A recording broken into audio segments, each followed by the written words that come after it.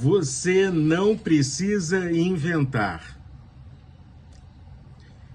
Estamos na caminhada bíblica, no capítulo de número 10, e hoje eu quero te fazer um convite a refletirmos sobre uma situação triste que acontece com os filhos de Arão, a família sacerdotal, que foi preparada por Deus para oferecer os sacrifícios, para prestar o culto ao Senhor, para vivenciar essa experiência maravilhosa diante de Deus.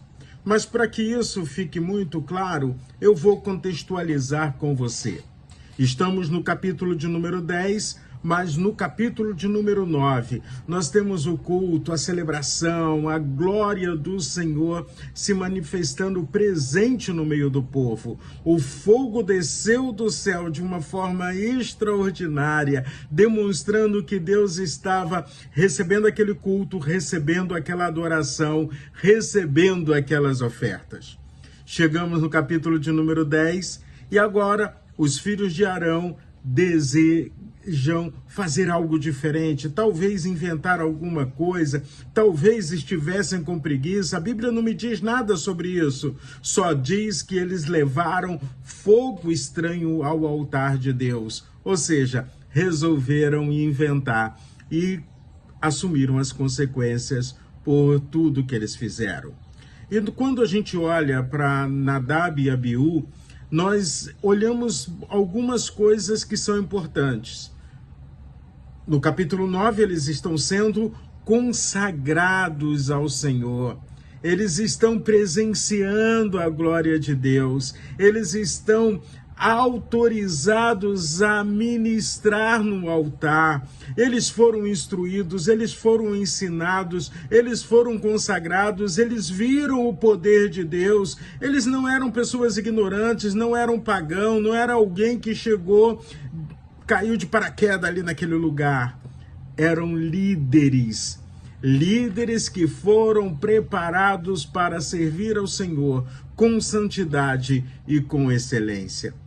Então, quando a gente olha para toda essa estrutura que é organizada por Deus, isso torna o pecado daqueles homens ainda mais grave, porque eles sabiam o que fazer, como fazer, a maneira que deveriam fazer e não fizeram. Além de tudo isso, eles sabiam quem era Deus, como Deus olhava para tudo aquilo que ele estava fazendo, e eles desafiaram o Senhor.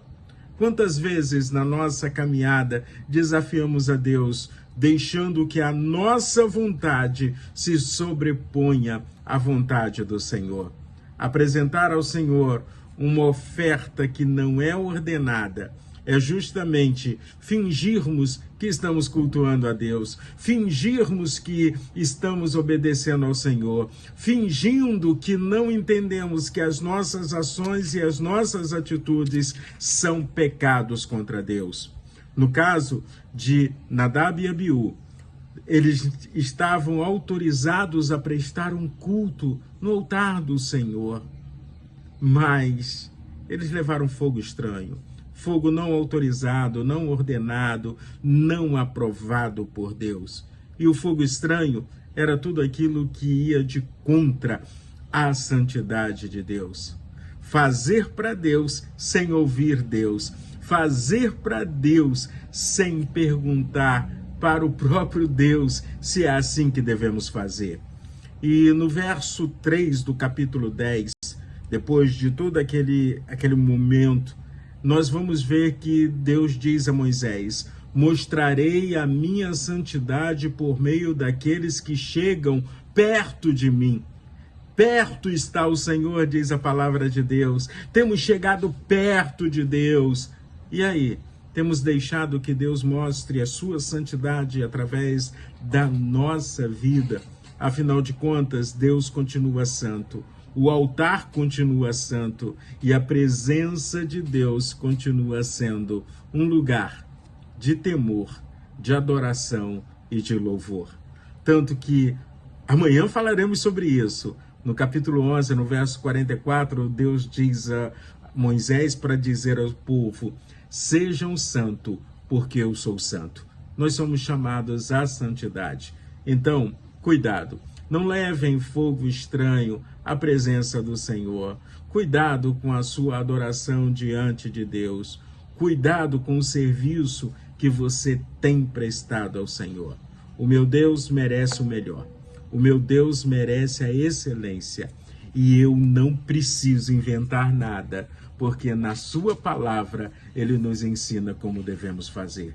E o sacrifício que ele espera de mim e você hoje é que nós estejamos, como diz lá em Romanos capítulo 12, entregando a nossa vida como sacrifício vivo. E quando eu entrego a minha vida, o altar do Senhor não é mais externo, o altar do Senhor está dentro de mim. Ou não sabeis vós que sois templo do Espírito Santo de Deus? Então que você viva as bênçãos do Senhor nesse dia. E cuidado com fogo estranho.